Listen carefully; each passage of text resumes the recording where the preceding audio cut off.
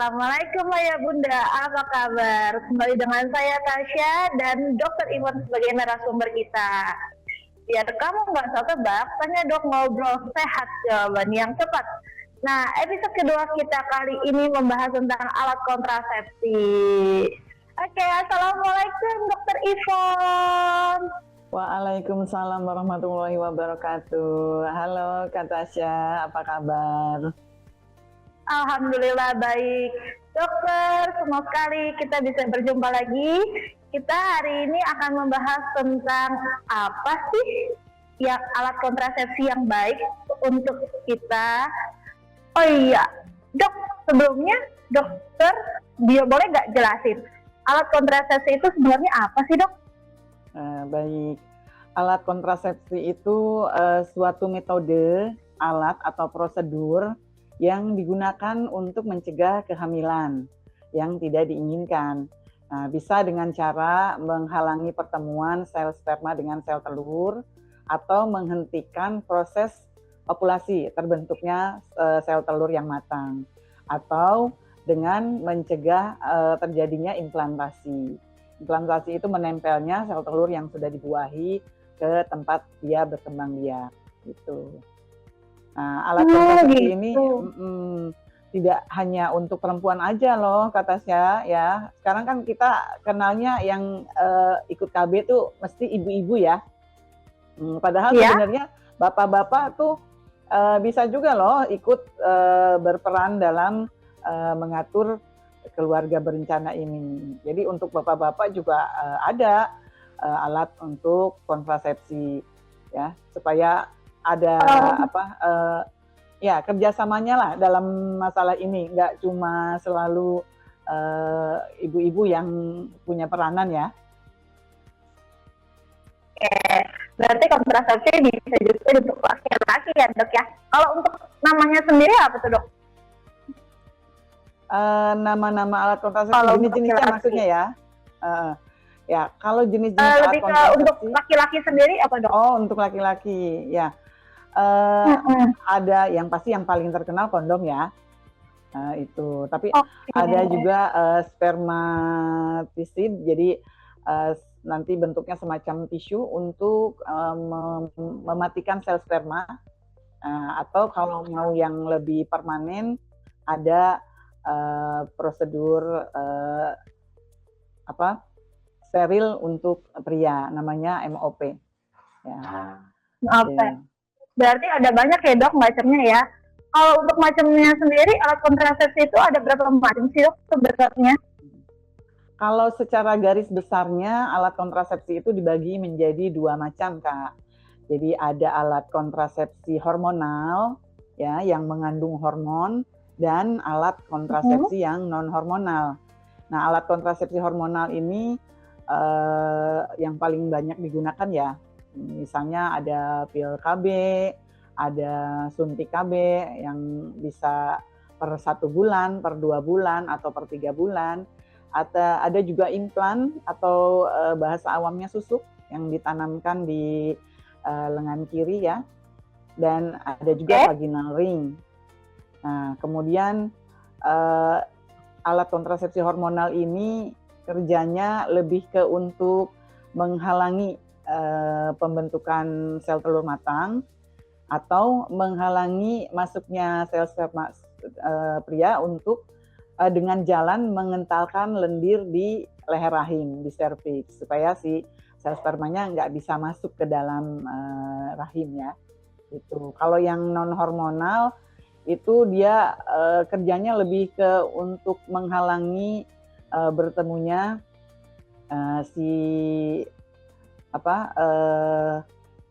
telur yang sudah dibuahi ke tempat implantasinya, tempat menempelnya, atau menghalangi bertemunya sel sperma dengan sel telur. Misalnya kondom. Nah, kondom ini ada yang buat pria, ada yang buat wanita juga ya, atau diafragma, atau spermisida. Untuk perempuan sendiri, jadi kalau untuk perempuan sendiri itu yang terbaik sebenarnya pakai apa sih dok? Yang lebih nyaman dan aman gitu. Untuk perempuan, tergantung tujuannya. Kalau misalnya tujuan KB-nya untuk menunda kehamilan, nanti mungkin mau berapa lama ditunda kehamilannya. Kalau misalnya cuma karena pengantin baru nih mau honeymoon dulu, mau ditunda sekitar setahun 2 tahun aja, ya pilih alat kontrasepsi temporer yang jarak waktunya tidak terlalu panjang. Misalnya pil KB atau suntik KB ya. Atau misalnya mau menjarangkan kehamilan, udah cukup nih, udah punya anak 3, udah nggak pengen nambah lagi, ya mungkin bisa dicoba alat kontrasepsi jangka panjang kayak IUD yang dipasang di rahim, atau sekalian alat kontrasepsi permanen seperti steril. Nah, bisa juga pemilihannya berdasarkan kondisi kesehatan, ya. Jadi untuk yang punya riwayat kesehatan tertentu, misalnya punya hipertensi, punya diabetes, atau ada riwayat tumor di keluarga, itu juga ada alat-alat kontrasepsi yang mungkin sebaiknya tidak digunakan. Jadi karena ada resiko yang meningkat ya, misalnya alat kontrasepsi yang hormonal. Nah, bisa juga berhubungan dengan gaya hidup ya. Kalau misalnya gaya hidupnya sibuk banget, suka lupa-lupa, ya jangan pilih yang alat kontrasepsi yang harian kayak pil KB. Mungkin perlu kontrasepsi yang lebih berjangka panjang, misalnya suntik KB yang 3 bulan gitu. Atau gaya hidupnya, maaf ya, kalau misalnya gaya hidupnya menganut kebebasan gitu, mungkin ya perlu alat kontrasepsi yang juga sekaligus bisa untuk menjadi pengaman dari penyakit penular seksual ya, walaupun sangat tidak dianjurkan.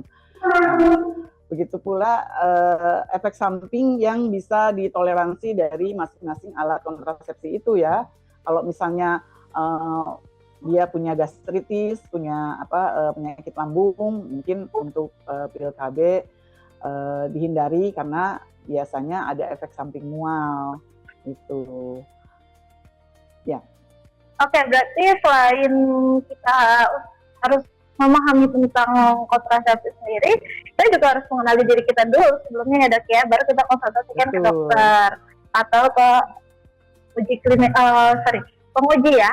Nah dokter, kalau untuk di sekitar kita atau di lingkungan puskesmas yang dekat ya dengan masyarakat, apakah itu ada kayak sosialisasi tentang KB sendiri sehingga kita bisa memahami tentang jalannya proses KB tersebut? Kalau kita datang ke tenaga kesehatan pasti disosialisasikan ya, pasti dianjurkan diperiksa dulu. Misalnya usianya udah umur 35 tahun ke atas, pasti nanti tenaga kesehatan menganjurkan ibu yang aman pakai ini. Atau saya punya riwayat tumor, ibu saya dulu misalnya menderita kanker rahim atau kanker payudara, nanti atau misalnya ibu saya dulu ada diabetes, ayah saya ada hipertensi, sekarang tensi saya juga kadang-kadang tinggi, kadang-kadang normal misalnya, itu juga nanti petugas kesehatan akan memberikan anjuran alat kontrasepsi yang aman. Ya, kalau bertanya ke tenaga kesehatan pasti disosialisasikan. Nah, beda kalau misalnya beli sendiri ya ke apotik, kalau ketemunya sama apotekernya atau asisten apotekernya mungkin dijelaskan juga, tapi kalau tidak bertemu dengan petugas yang kompeten tentang mengetahui informasi tentang alat-alat KB ini, ya mungkin tidak mendapat informasi ya, sayang sekali. Ya, takutnya nanti malah mendapatkan alat kontrasepsi yang justru membahayakan kondisi kesehatan. Oke, berarti memang sebenarnya kontrasepsi itu tidak bisa sembarangan pilih juga ya, karena ya tadi bisa membahayakan diri sendiri.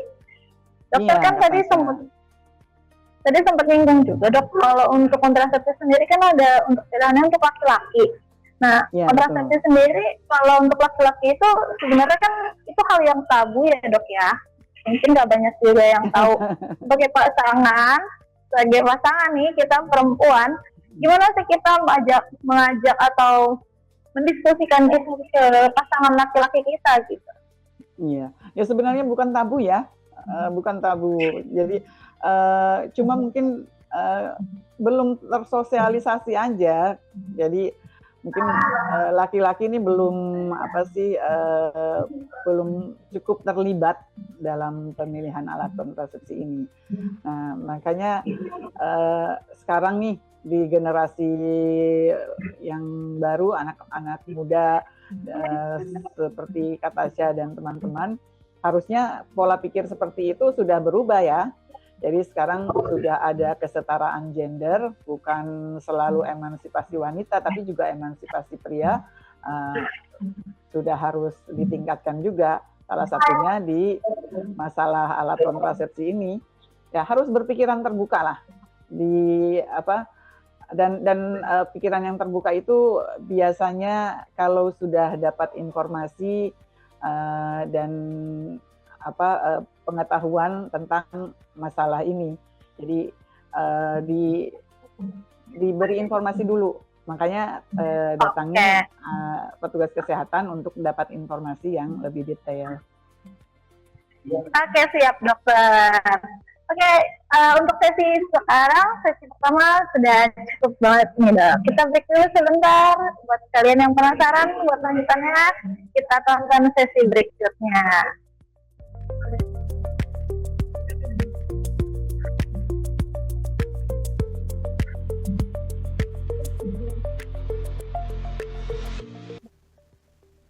Hai, selamat balik lagi ke segmen kedua kita. Kali ini kita akan tanya lagi lebih jauh seputar kontrasepsi bersama Dr. Ivon. Hai Dr. Ivon. Halo.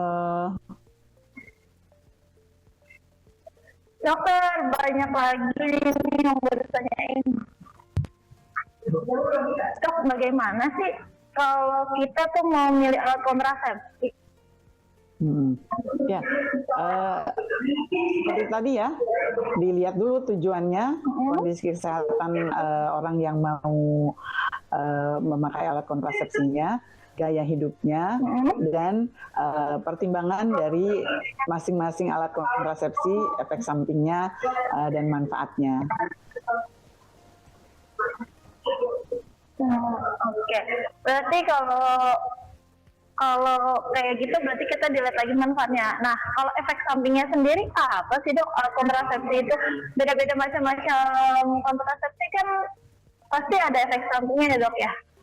Iya betul. Ya, efek samping alat kontrasepsi banyak ya. Misalnya alat kontrasepsi hormonal kayak pil KB, suntik KB, dia kan mengandung hormon-hormon yang berpengaruh pada metabolisme tubuh. Jadi kalau misalnya kita kondisinya udah usia yang rentan penyakit metabolik seperti diabetes, hipertensi, itu jangan pilih alat kontrasepsi hormonal yang nanti bisa memperburuk kondisi kesehatan kita, yang naikin tensi, yang memperburuk efek dari diabetesnya, gitu kata saya. Kalau untuk mitosnya sendiri kan banyak banget dok sebenarnya yang beredar, jadi bikin orang tuh takut buat KB. Nah, kalau mitos tentang KB vasektomi itu, vasektomi yang buat laki-laki ya dok, yang tadi kita sebutin, itu sama nggak sih dok sama kebiri sebenarnya? Karena kan yang beredar gitu ya. Ya. Enggak. Sama sekali enggak. Jadi vasektomi itu kan prosedur sterilitas pada pria. Nanti yang dipotong, diikat itu cuma saluran spermanya aja. Jadi nanti sperma yang sudah matang itu tidak bisa tidak akan keluar dan membuahi sel telur. Jadi nggak ada hubungannya dengan vitalitas prianya, ya. Jadi nggak masalah. pria yang melakukan vasektomi tetap akan istilahnya jantan lah ya. Jadi tidak usah khawatir karena nanti yang dipotong hanya saluran spermanya saja, sedangkan kemampuan dia untuk untuk ereksi gitu kan banyak faktor. Dan semua faktornya ini nggak ada hubungannya dengan saluran sperma. Saluran sperma hanya menyalurkan spermanya saja. Jadi kemampuan dia untuk bertahan dalam berhubungan seks, kemampuan dia untuk memuaskan pasangannya itu tetap seperti sedia kala, walaupun sudah dilakukan vasektomi. Gitu. Oke, berarti vasektomi sendiri itu tidak mengganggu ya untuk kita berkualitas berhubungan antara suami dan istri. Oke. Dan prosedurnya lebih mudah ya Kak. Jadi kalau mungkin untuk tubektomi atau steril pada wanita itu perlu prosedur operasi yang lebih rumit, harus misalnya dibius gitu. Tapi untuk vasektomi itu cukup bius lokal saja dan waktu tindakannya pun hanya sebentar. Jadi sebenarnya sih jauh lebih nyaman ya pada sterilitas pada pria itu dibandingkan pada wanita. Tindakannya. Berarti vasektomi juga salah satu pilihan ya dok ya. Kalau untuk yang favorit sendiri dok di kalangan yang permanen. Ya, kalau untuk yang favorit dok di sekitar kita nih, itu yang sering ditanyain ke dokter juga, itu yang paling favorit apa dok? Kalau untuk kalangan pasangan muda biasanya lebih memilih alat kontrasepsi yang temporer ya, seperti pil KB atau suntik KB. Ya, paling banyak sih masih pil KB kalau di tempat praktek saya. Gitu. Kalau yang usianya sudah di atas 40 tahun, mereka bagian mungkin memang sudah ingin KB yang permanen, jadi lebih memilih untuk dilakukan steril dan itu saya rujuk ke rumah sakit. Tapi kalau untuk anak muda biasanya ya kalau tidak pil KB suntik KB. Ada juga yang itu kenapa dok? Kenapa? Oh ya, karena praktis ya. Iya. Praktis, bisa dihentikan kapan saja. Kalau sudah misalnya, saya memutuskan untuk promil, ya udah tinggal berhenti, lanjut promilnya, gitu. Oh oke. Tapi ada juga mitos yang bilang kalau misalnya KB pil itu ketika berhenti langsung malah jadi subur dok. Itu benar gak sih dok? Atau jadi kalau orang yang promil dia kan malah disengajain buat minum pil KB, nah supaya katanya kalau berhenti jadi subur. Itu atau fakta dok? Lebih ke mitos ya. Okay. Ya, karena kesuburan wanita itu kan banyak faktor. Ya, tidak semua masalah hormon, juga masalah gizi, juga masalah psikologis ya. Jadi tidak semata-mata dengan konsumsi pil KB on off gitu kan, maksudnya terus nanti kesuburannya meningkat, itu informasi yang salah. Jadi enggak kayak gitu. Kalau misalnya memang sedang promil dan ingin cepat subur setelah melakukan KB sekian lama, ya KB-nya berhenti, kemudian konsultasi pada dokter kandungan tentang apa saja nutrisi yang penting untuk promil, untuk persiapan kehamilan nanti. Oke. Benar gak sih dok kalau pil KB yang tadi kita bahas itu ada efek samping bikin kulit jadi kering terus juga jerawatan gitu dok? Ya, beberapa pil KB memang ada yang punya efek samping seperti itu ya. Nah, secara umum pil KB itu kan ada dua jenis Kak. Jadi ada pil KB yang kombinasi, dia punya dua macam hormon dalam satu pil, yaitu estrogen dan progesteron atau progestin. Dan ada pil KB yang isinya satu macam saja, progesteron atau.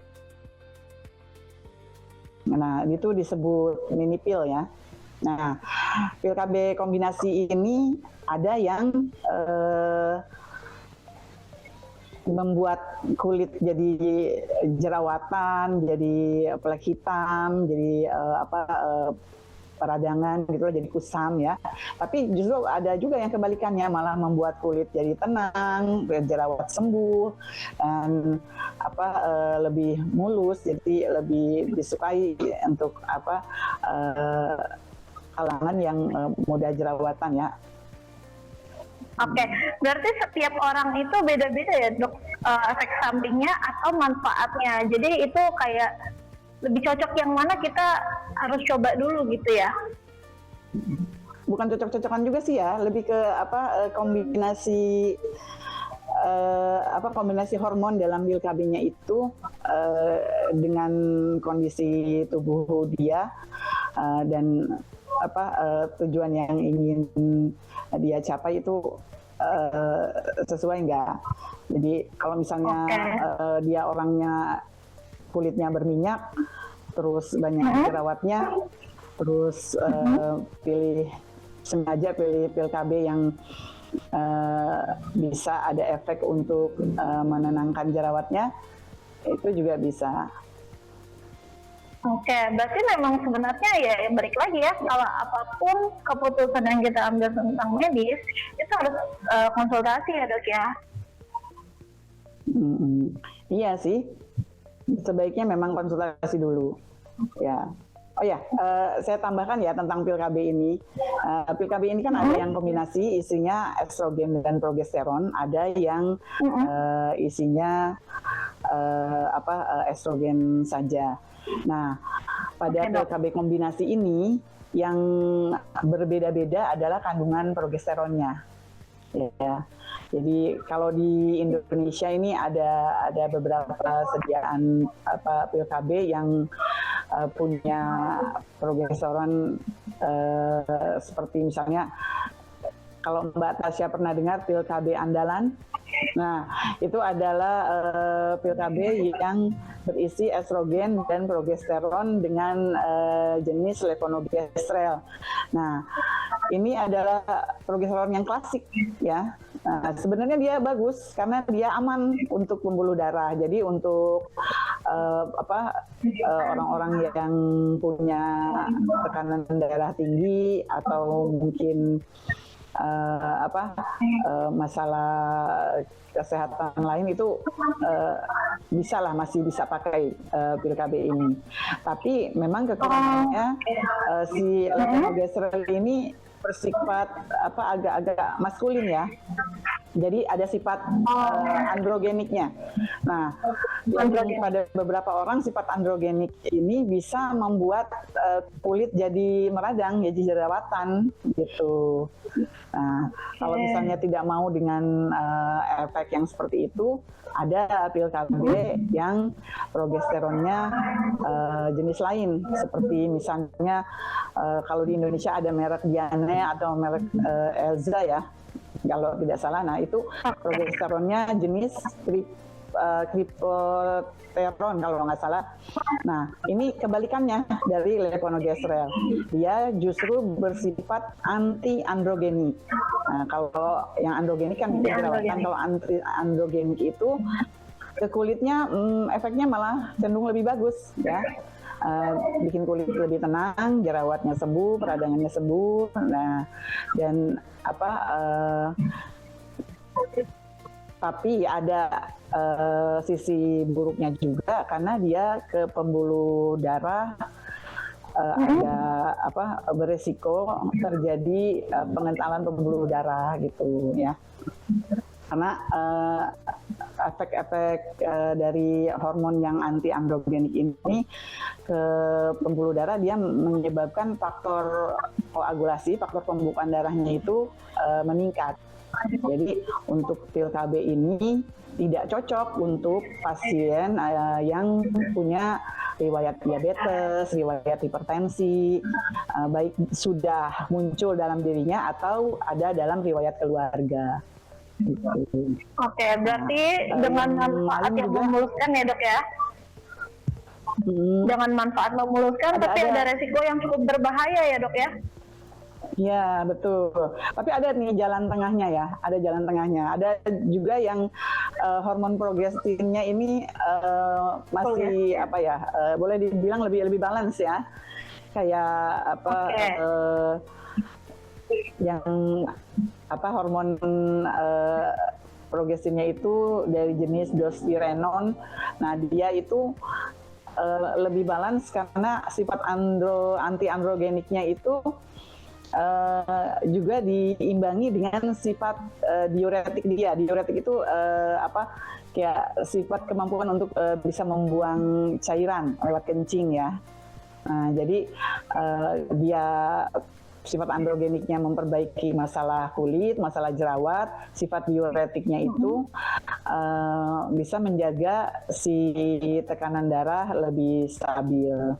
Jadi apa? Dia tidak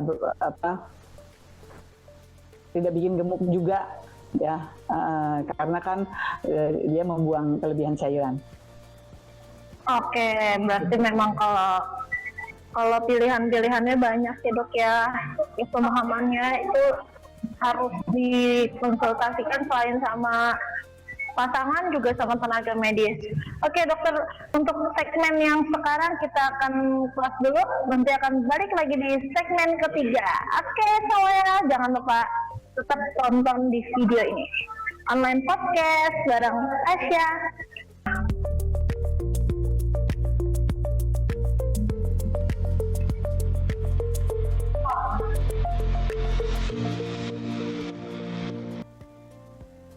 Hai, balik lagi nih di segmen ketiga. Yang masih setia nonton di sini pasti penasaran dong ya tentang kontrasepsi. Dokter, tadi kan sempat kita dapat penjelasan dari dokter nih, ada pil KB yang bisa meningkatkan kekentalan darah. Nah, itu bisa dijelasin lebih jelas lagi gak sih dok terkait hal tersebut? Oh ya, begini Mbak Tasya.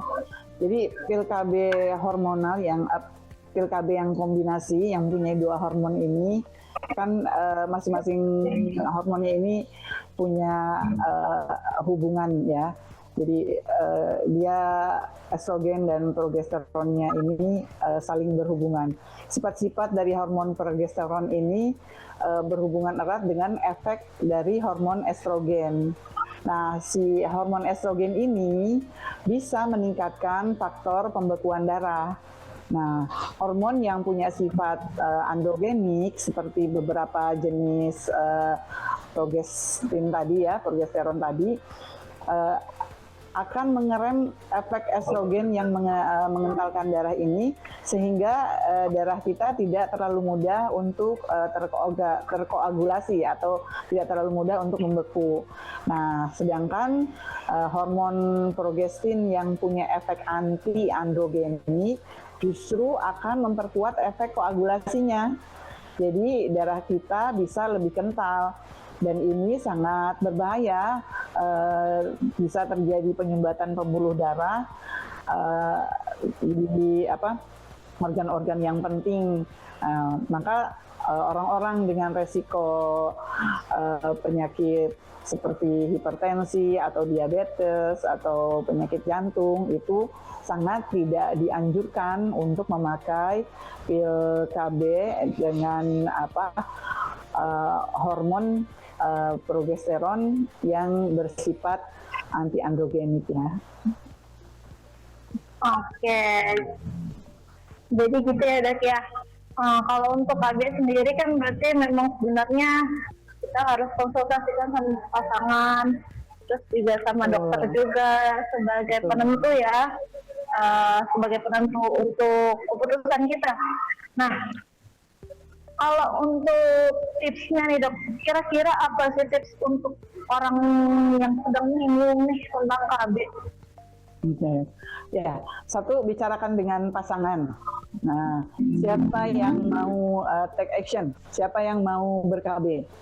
Kalau misalnya disepakati bahwa istri yang akan melakukan KB, lakukan pemeriksaan fisik yang perlu untuk pertimbangan memilih alat KB yang terbaik.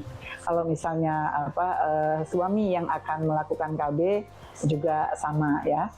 Kemudian khusus untuk KB hormonal sebaiknya tidak dipilih pada orang-orang yang beresiko tinggi, misalnya usianya sudah lebih dari 35 tahun atau punya riwayat riwayat penyakit pribadi atau riwayat penyakit keluarga dengan hipertensi, diabetes atau tumor di payudara atau di rahim. Nah, begitu pula dengan gaya hidup ya. Kalau misalnya memutuskan untuk memakai pil KB hormonal yang bisa berefek samping, misalnya terjadi flek hitam di wajah atau melasma, ya jangan lepas sunscreen-nya, selalu pakai sunscreen dengan baik. Ya, karena nanti kalau misalnya udah pakai pil KB yang bisa meningkatkan produksi sel melanosit di wajah, terus sunscreen-nya juga lepas, ya udah hancur nanti mukanya, sayang banget gitu kan. Oke, ternyata pil KB itu atau pilihan KB sendiri itu sebenarnya memang penting ya untuk didiskusikan dan juga untuk pemilihan keputusan. Nah, dokter, tadi kan dokter sempat bilang juga sunscreen itu sebagai pelindung tabir surya ya dok ya. Jadi supaya flek hitam tidak muncul. Ternyata penyebabnya bukan dari pil KB-nya, justru malah dari kita sendiri yang tidak melindungi kulit dengan sunscreen. Gitu ya dok ya, maksudnya ya dok ya. Ada juga sih pengaruhnya Kak ya, ada gitu. Pengaruhnya. Iya. Jadi pil KB kombinasi estrogen progesteron ini kan dia hormon estrogennya itu bisa meningkatkan kadar tirosinase. Nah, tirosinase ini nanti akan meningkatkan pembentukan melanin. Melanin itu sel-sel warna kulit kita ya. Nah, kalau misalnya melaninnya meningkat, ya pasti flek hitamnya akan tumbuh, akan muncul banyak ya. Apalagi fenotip kulit orang Asia, orang Indonesia ini kan fenotip 3-4 ya, fenotip 3 atau fenotip 4 yang secara alamiah memang melanositnya itu aktif ya, banyak gitu loh. Udah melanositnya banyak, terus ditambahin lagi estrogen tinggi dari pil KB hormonal, udah gitu enggan untuk memakai sunscreen, ya udah deh bertumpuk-tumpuk nanti efek sampingnya pada melasmanya. Dokter, kalau tips lainnya nih dok buat pasangan muda yang lagi baru nikah, itu sebenarnya boleh nggak sih dok langsung KB sebelum punya anak gitu? Boleh banget ya. Malah sebaiknya kalau saya pribadi sih untuk pasangan yang baru menikah sebaiknya memang gunakan KB dulu sambil merencanakan langkah ke depannya ya. Jadi take time, jangan terburu-buru. Misalnya nanti saya setelah nikah ingin segera punya anak gitu, boleh aja, tapi punya anak dengan perencanaan yang matang. Jadi nggak apa-apa. Misalnya setelah nikah saya mau KB dulu sebulan 2 bulan sambil honeymoon gitu ya, nggak apa-apa, sambil dibicarakan rencana kedepannya gimana. Kan KB itu nggak selalu harus menunda dalam jangka waktu lama ya. Ada KB temporer yang bisa dilakukan jangka waktu pendek, beberapa bulan saja, atau ya sesuai waktu yang dibutuhkan aja dalam perencanaan keluarga berencana bahagia. Oke, apa kalau kita KB di awal dok, apa itu akan mengganggu? Kan ada beberapa KB yang hormonal tadi dokter bilang, apakah itu nantinya akan mengganggu hormon kita untuk kita pengen punya anak di masa yang akan datang, Dok? Ya mungkin ada juga efeknya ya. Karena itu kalau misalnya memang menundanya tidak akan lama, lebih baik pakai KB yang hormonnya tidak akan mengganggu kesuburan ya. Oke, berarti memang sebenarnya semuanya itu butuh proses ya, Dok ya. Dokter, senang banget hari ini Tasya bisa ngobrol banyak sama dokter, bisa dapat manfaat yang ilmu baru dari dokter. Kalau misalnya kalian punya pertanyaan, boleh banget kalian tulis di kolom komentar. Dan supaya kalian bisa dapetin notifikasinya, kalian bisa klik tombol lonceng yang warna putih ini biar bisa berubah jadi merah. Nah, kalau mau ada pertanyaan-pertanyaan seputar tentang kesehatan, bisa tetap kalian kirim dari komentar. Jangan khawatir, kita akan bisa bahas atau kita balas juga di komentar. Oke, semuanya terima kasih udah nonton di online podcast. Tanya Dok bareng Tasya Rinda di sini dan bersama Dokter Ibu sebagai narasumber kita. Sampai jumpa.